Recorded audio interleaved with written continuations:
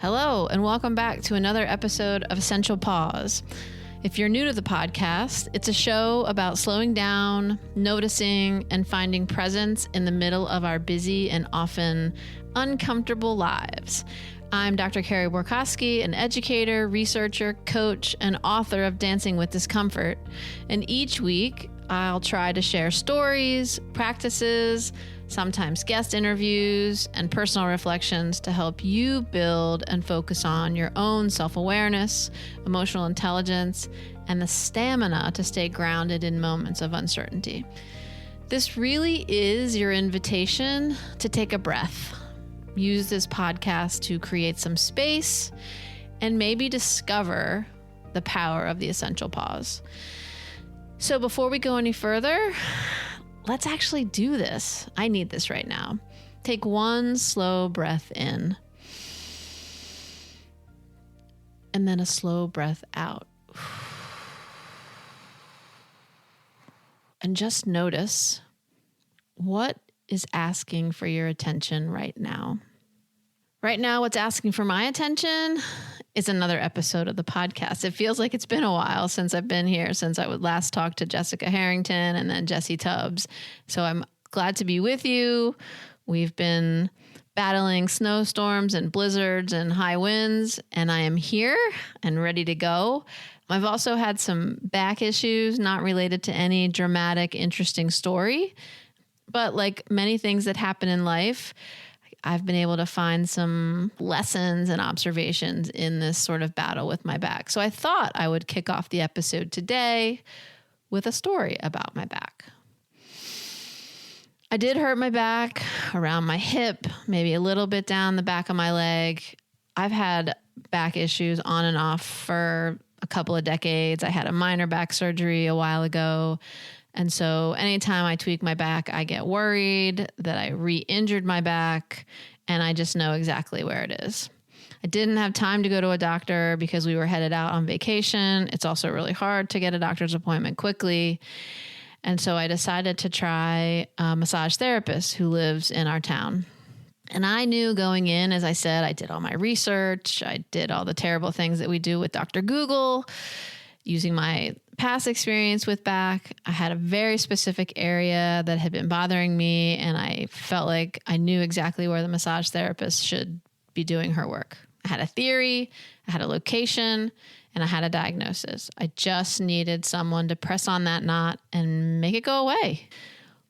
But maybe not to your surprise, the massage therapist didn't start where I told her. She started holistically with my upper back, my shoulders, my hips. It was almost as if her hands, as skilled and crafted and knowing as they were, knew where to go. They were sort of surveying my whole body. She went to the side of my legs, my shoulders, and then did some deeper work in specific areas. And I do remember thinking, that's not the problem. She's not in the area that I said was really hurting. And yet every time she would twist or push or knead, I would have a reaction, maybe a release, or I would feel a different discomfort that I hadn't felt. So I went in thinking I knew what the problem was, that she wasn't doing it correctly, but in fact, maybe she was doing exactly what I needed. As she worked, as I said, pushing and kneading and stretching and moving different parts of my body, it became clear that the pain in my back wasn't either the source or the only source. It was a signal. And not only was it not the source wasn't singular. Tight hips could be pulling on my back. My shoulders were compressing, compensating. My posture had shifted. Everything was connected. The place that was shouting wasn't necessarily the place that needed the deepest attention. And here's what struck me. And I know I'm supposed to be laying on a table, relaxing, and I was in and out, sort of falling asleep, but I can't help but think about the work that I do with clients and workshops and students. And so I was thinking, and it struck me that if I had stayed on autopilot, if I had insisted on fixing only the place that hurt, I might have gotten temporary relief, but because she slowed down, the massage therapist with her expertise and wisdom assessed the whole system, didn't rush to treat the loudest pain. I think the work went deeper, literally, right? Like physically went deeper. And that experience reminded me that pausing, it's essential. It's not decorative. It's not indulgent. It's not self-care or selfish. It is essential. Without pausing, we often treat symptoms. With a pause, we're not treating the symptoms. We begin to see the systems. So autopilot. We've talked about autopilot. I think Jessica and Jesse may have even mentioned autopilot in our conversations. I'm not knocking autopilot for some things. It helps us make decisions. It helps us do things quickly, efficiently. It solves the fire that you need to put out now, the shout, the urgency. But it doesn't always solve for the truth. We are made up of interacting systems, physical, emotional, and I'm sure I'm missing all kinds of systems. And we live inside other systems. Relationships, families, workplaces, communities. When one part tightens, something else compensates. When one area hurts, something else may be contributing. I mean, think about your own life and think about a system that maybe experienced disruption. And then think about another overlapping or connected system. How did that system react and how was that system impacted? Research suggests that organizations are not collections of isolated problems, but dynamic, interconnected systems. If you've read anything about or listened to NPR and heard about this amazing world of trees, the natural world is interconnected. They are systems that compensate and move and help and hurt each other. Our bodies are interconnected systems. They're all around us. And in coaching and in the leadership work I do, I see this all the time. Someone comes to me interested in getting training, advice, mentorship, or coaching around time management. And after a few sessions or a couple of hours working together, we realize this is more about boundary setting. It's about a fear of disappointing others. It's about our saboteur, a pleaser saboteur. Leaders also come to me because they think it's hard to have difficult conversations or to work with and support quote unquote difficult employees. But again, the source might be unclear expectations, culture, trust. I have a lot of individuals that come to me that are feeling stuck in their career, in their personal lives, but the source might be grief or misalignment. It's not aligning with their core values and they don't know what to do, or exhaustion. The presenting issue is often the knot in the back. The system is somewhere else or everywhere. Without pausing, we coach the symptom. We manage the symptom, but we actually don't address the source. That's a lot. So sit with that for a second. If we're on autopilot, let's play this out. So something happens, I don't know, in our day-to-day life. We have kids in our family. Something happens with the kids. They don't like a decision we've made or they're fighting with each other. The autopilot taps into my habits, good habits or bad habits, just habits that pop up in those particular circumstances, right? So if your kids are arguing, you've mapped on a habit that's been a well-worn path that you've used over and over again. If you can't talk nicely to each other, don't talk. If you can't play nicely together, just get away from each other. These autopilot, quick reaction sort of moves. So in that situation, what if I had paused and thought about a question I could ask or probe a little bit deeper? I'm not saying that it's always going to work, but I'm saying in those kinds of situations, whether it's a stuckness in your own life or a conversation with kids, a hard conversation with a parent, or a hard conversation with a colleague or a leader, If you pause just a moment, perhaps you could attend to or start to get a better location on the source of what you're feeling or seeing. So I have this thing called the pause framework. Let's think about a pause as a disruptor, an interrupter. Again, it's not about slowing down because it sounds nice. It's about interrupting autopilot long enough to ask a better question. What's the source? What is this signal? What is this signal telling me? What do I want to do about this signal? What have I done in other situations that have felt successful? So the pause framework, the P for pause, is interrupt the urgency, resist immediate fixing. So the first step of the pause framework is just to stop for a moment. Maybe you take a breath. Maybe you count to 5, whatever it takes to just interrupt. As you're interrupting that moment, the A in pause is attend.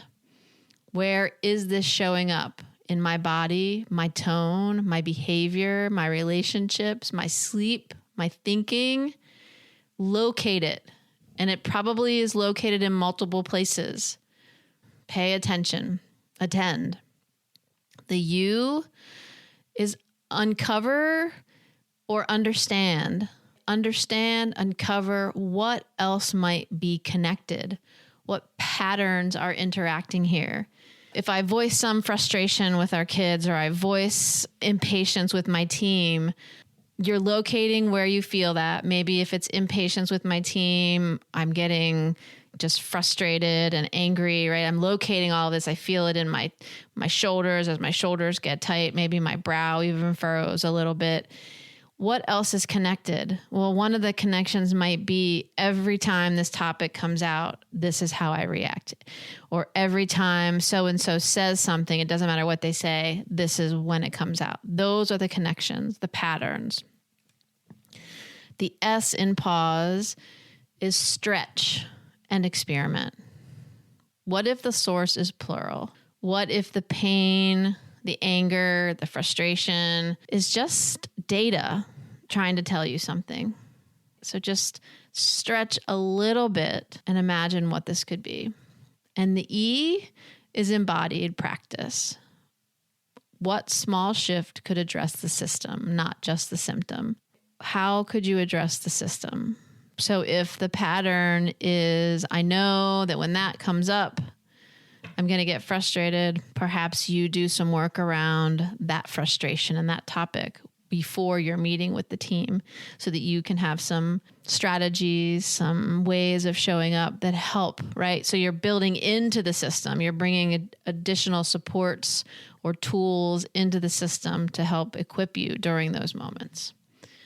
So pause, just disrupting autopilot, just stopping for a moment, taking a breath, counting to 5, counting to 3, or saying the word pause.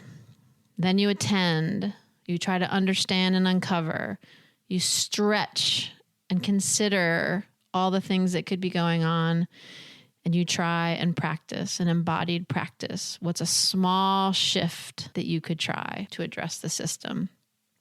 So if my massage therapist had only pressed on the painful spot, maybe I would have felt better for a day. I'm not even sure.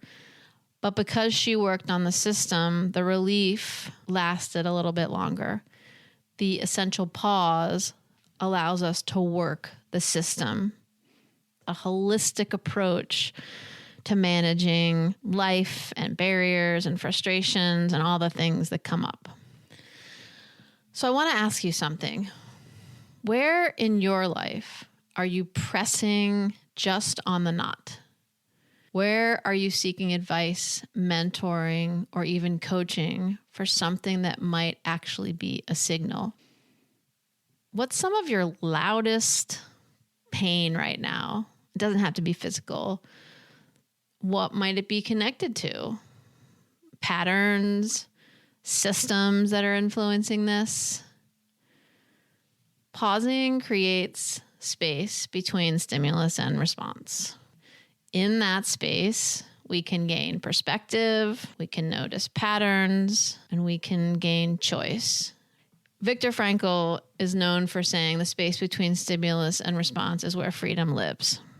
If we think about these small micro moments, I like to call them threshold moments. That's the word sometimes used in the research to talk about liminal spaces, that in between, betwixt in between. If we can capture that micro moment and pause, we can gain perspective. We can see patterns, and we can gain agency and make choices. So as we wrap up, I wanted to end with something doable. I'm going to call it signal mapping. I don't really know if that's a great title, but we're going to go with that. So either right now as you're listening to the podcast, if you're able, if you're not able because you're driving or running, maybe when you get home, give it a try. What I'd love for you to do, there are 4 steps to this. I'd love you to take a minute and name the knot. Write down one thing that feels uncomfortable, tense, and or frustrating right now. Just in life. Name it and describe it. Step 2, I want you to pause. I want you to stop. I want you to take a breath, a count. Literally stop, close your eyes, take 3 slow breaths.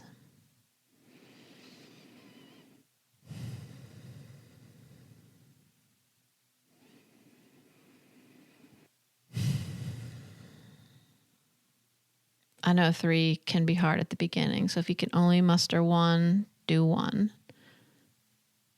Step 3, map the connections. Where else is this discomfort showing up? What changed before you noticed this discomfort? What am I compensating for, or what am I avoiding? And what system am I inside that might be shaping this?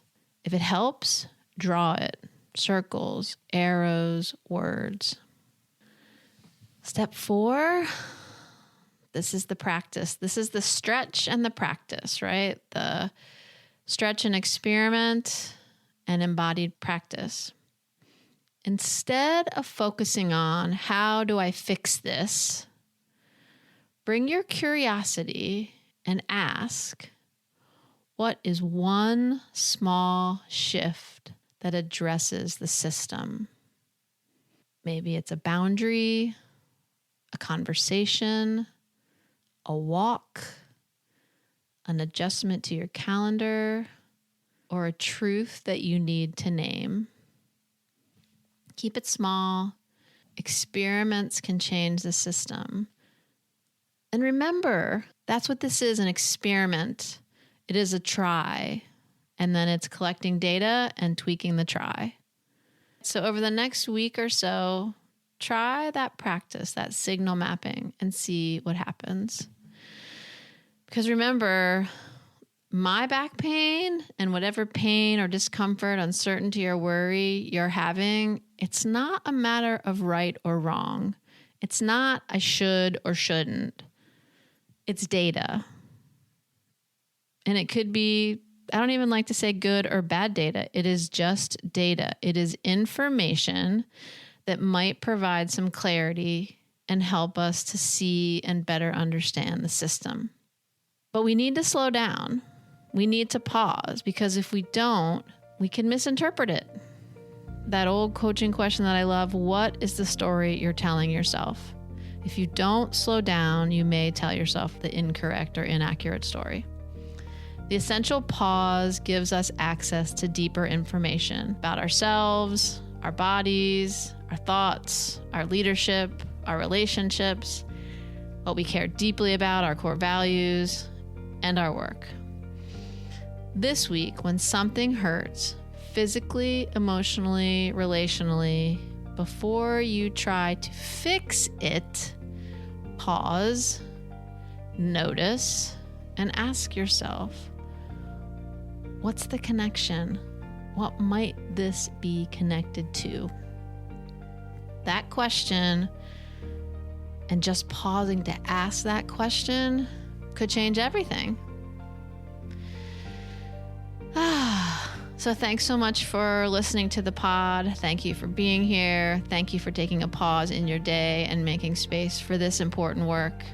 Until next time, take care of yourself and don't forget to pause. Thanks for tuning in.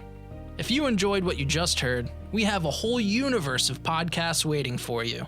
Simply search Dragon Podcasts wherever you get your podcasts. You can also explore our full lineup and discover new shows at podbean.com/dragonpodcasts. That's podbean.com/dragonpodcasts.